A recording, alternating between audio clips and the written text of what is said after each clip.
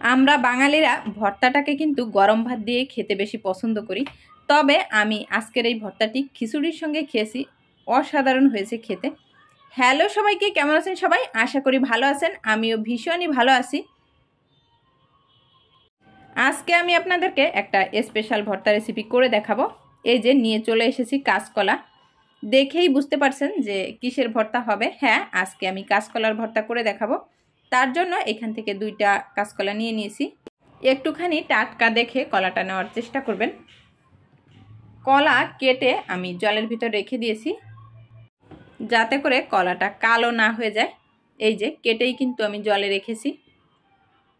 এখন কলাটা ভালোভাবে ধুয়ে সিদ্ধ করে নিব। তার জন্য আমি কড়াইতে দিয়ে দিয়েছি 1 কাপ জল, হাফ চা চামচ লবণ আর হাফ চা চামচ হলুদ।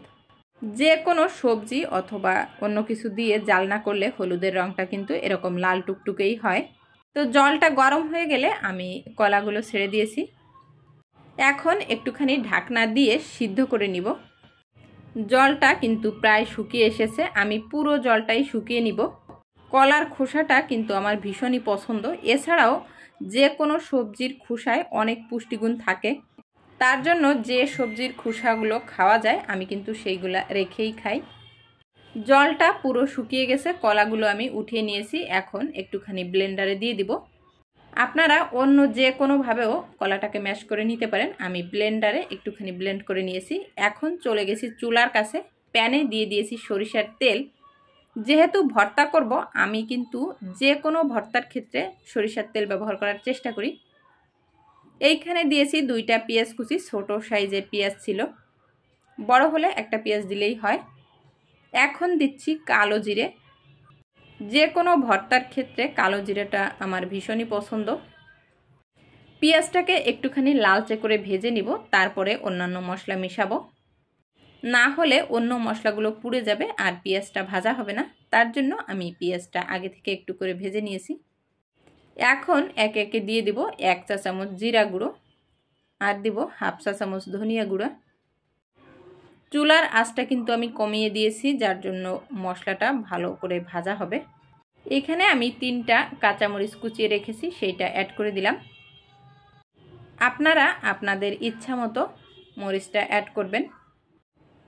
এখন দিয়ে দিব হাফ চা চামচ লবণ আর হাফ চা চামচ হলুদ। যেহেতু আগে থেকে লবণ দিয়ে কলাটা সিদ্ধ করেছি, তার জন্য সেই অনুপাতেই লবণটা অ্যাড করব। এখন ব্লেন্ড করা কলাটা আমি কিন্তু দিয়ে দিব সব মশলার সঙ্গে। আমি হলুদ দিয়ে কলাটা সিদ্ধ করার একটাই কারণ, না হলে কিন্তু এই কলাটা ব্লেন্ড করার পরে কালো হয়ে যেত। তার জন্যই আমি একটুখানি হলুদ দিয়ে সিদ্ধ করেছি।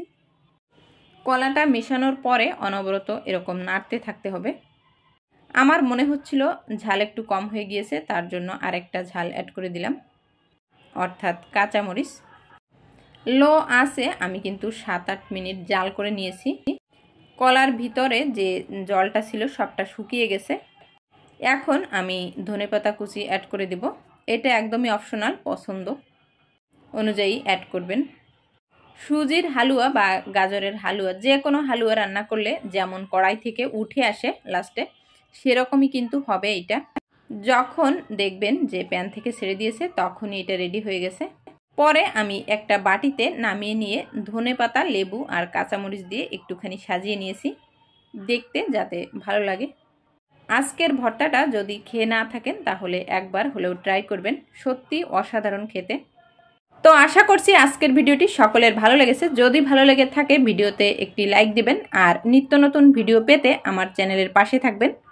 আমার চ্যানেলে নতুন হলে চ্যানেলটি অবশ্যই সাবস্ক্রাইব করে দিবেন। আজ এই পর্যন্ত, আবারও নতুন কোনো ভিডিও নিয়ে দেখা হবে। ততক্ষণ সবাই ভালো থাকবেন, সুস্থ।